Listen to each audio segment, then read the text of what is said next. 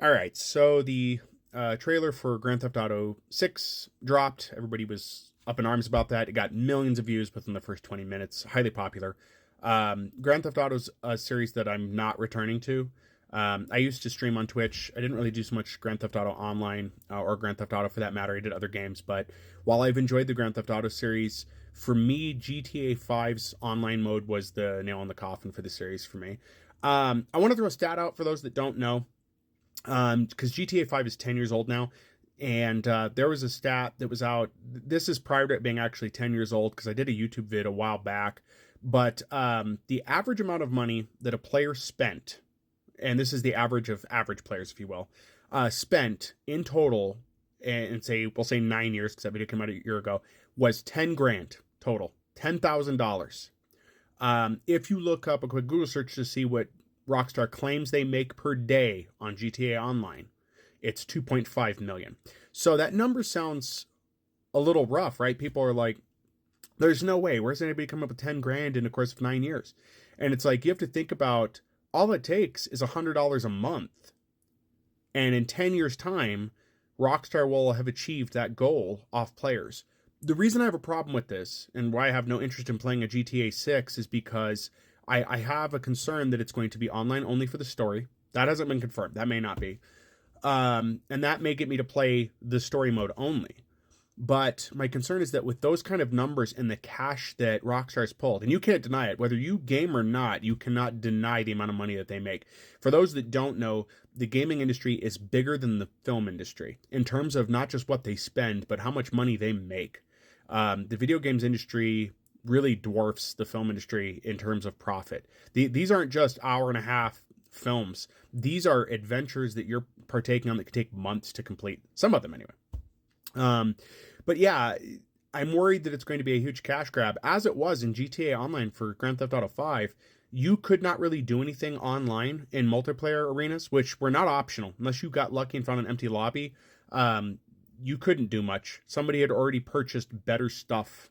So if you wanted to race, some of the best cars were locked behind paying for it. And I know people can say skill, but no, it's more than skill. When you had motorcycles that could fly and you couldn't get those except for getting them via premium, because there was no way. Tons of people on YouTube had showed that you could not grind with a team to get the cash in in-game events. They specifically made the payouts for in-game events so low you'd have to go buy shark cards. And I did not. The only thing I spent on GTA 5 was for the main game. I refused to buy any of the additional content. I participated in a couple of the holiday events, but it was not a game that I was interested in even bothering spending money on because it was so expensive.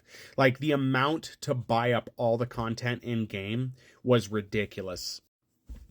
So I did a cut there to look a stat up here. If you wanted to buy everything in GTA Online, which most people did, I'm going to say at this point, if you wanted to buy everything there was in the game, Rockstar estimated the cost would be $8,712. So you can kind of see where it is people spent that average of 10 grand. And that's to get vehicles upgraded. I mean, there's an infinite amount of money you could spend in that game. Did it look good? Yeah, absolutely. Do I like the aesthetic of Grand Theft Auto games? Yeah, absolutely I do. But I can't justify spending like this. And my concern is it's going to affect other games in a very negative way. Once other companies see that a GTA 6 is popular with online transactions in this fashion, the gaming industry is going to be changed. You're going to have to start spending a monthly allotment of money in. It'd be different if it was on a pass base. If I knew, like, playing Fortnite for the battle pass, I already know what I'm going to spend on the battle pass. I pay for the Fortnite crew. I know what that costs. It's a calculated cost. But Rockstar is showing they don't care. They're not going to set a budget for you to buy. You can just buy. If you want to be able to play, you're going to have to pay in. So that's why I'm not really interested in a new game coming out. This isn't the only game. Other games don't necessarily have a pay-to-win tactic like that or a pay-to-enjoy kind of scheme like that. Not so large as that, but another game like Division 3 has been announced. I'm not going to be playing Division 3 unless I see some good changes.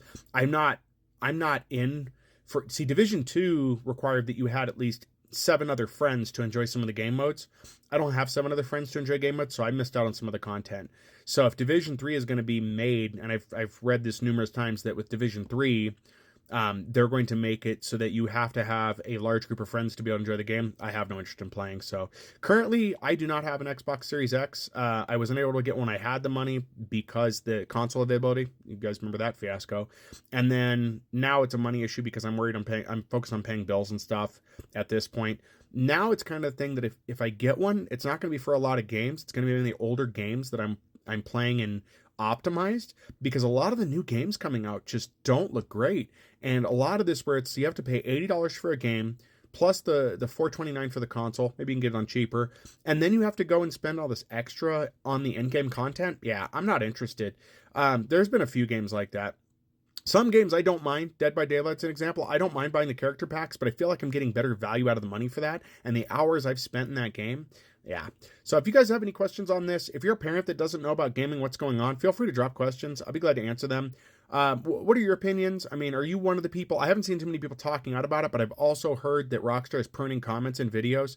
Do you plan on getting GTA 6? What are your thoughts on what the microtransactions are going to look like, or just without microtransactions, just that you have to buy this stuff to compete? What are your thoughts on that? Also, just to get this in there, if you play Division 1, Division 2, what are your thoughts on Division 3?